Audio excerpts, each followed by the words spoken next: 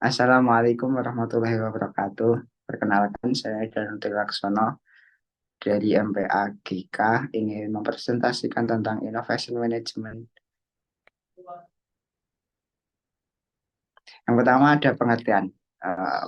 Pengertian dari manajemen inovasi adalah proses yang digunakan oleh perusahaan untuk mengidentifikasi, mengevaluasi, dan mengimplementasikan ide-ide baru dan konsep yang inovatif. Ini termasuk perencanaan, pengorganisasian, pengarahan, dan pengendalian sumber daya yang diperlukan untuk mencapai terbentuknya produk, proses, atau bisnis dalam proses inovasi. Selanjutnya, tujuan dari manajemen inovasi adalah yang pertama, meningkatkan kinerja perusahaan melalui implementasi ide-ide dan konsep inovatif dalam produk, model, atau proses bisnis. Perusahaan dapat meningkatkan kinerja dan keuntungannya. Ini dapat dilakukan dengan cara mengubah produk atau proses yang sudah ada atau dengan menciptakan inovasi yang berbeda dalam model bisnis. Yang kedua, meningkatkan daya saing perusahaan. Manajemen inovasi dapat membantu menciptakan produk atau layanan yang terinovasi sehingga dapat meningkatkan daya saing perusahaan di pasar.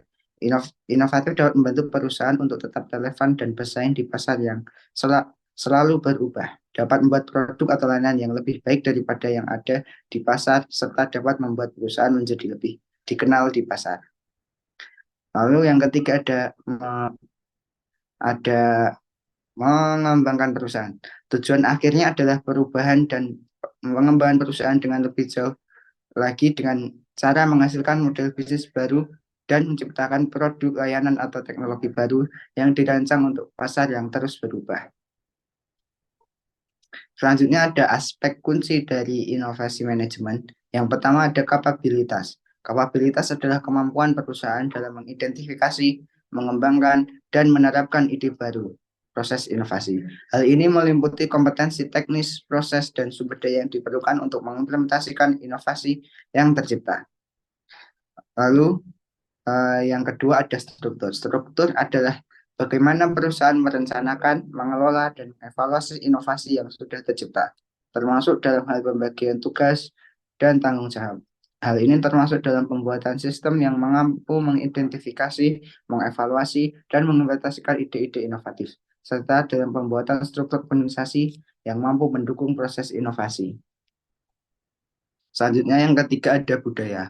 Budaya adalah nilai, norma, dan perilaku yang diterima dalam perusahaan yang dapat mendukung atau menghambat inovasi.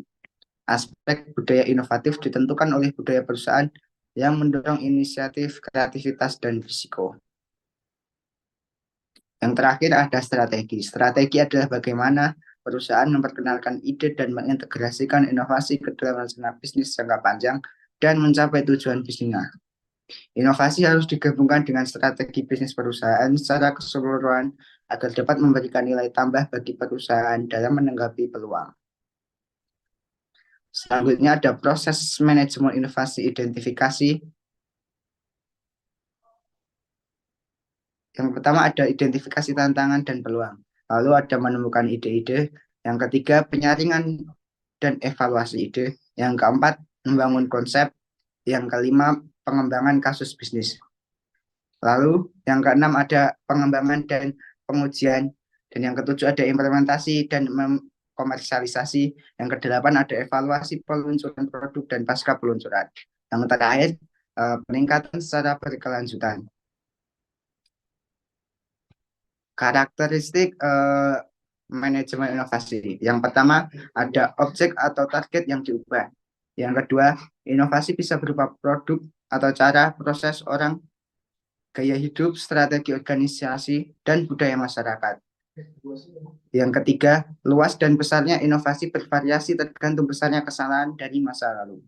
Yang keempat, inovasi berkaitan erat dengan pemecahan masalah karena selalu ada kesulitan untuk upaya pengembangan dan implementasi ide-ide untuk suatu perubahan. Yang selanjutnya ada hambatan untuk berinovasi. Hambatan ada dua, yaitu dari luar dan juga dari dalam. Yang dari luar, yang pertama ada naik turunnya pasar, yang kedua ada kebijakan pemerintah, yang ketiga ada teknik sosial dan hambatan antar organisasi. Dan yang selanjutnya ada hambatan dari dalam. Yang pertama ada orang-orang dalam organisasi, struktur organisasi, dan strategi organisasi yang berbeda dengan tujuan dari organisasi. Selanjutnya, cara mengatasi hambatan. Yang pertama adalah berbagi visi kepemimpinan. Yang kedua, memilih budaya yang sesuai. Yang ketiga, teamwork yang efektif. Yang keempat, pengembangan sumber daya manusia. Yang kelima, memperluas komunikasi dan jaringan. Yang keenam, menciptakan iklim yang kreatif. Dan yang terakhir, memahami organisasi secara menyeluruh. Nah, sekian presentasi yang bisa saya sampaikan. Sekian, wassalamualaikum warahmatullahi wabarakatuh.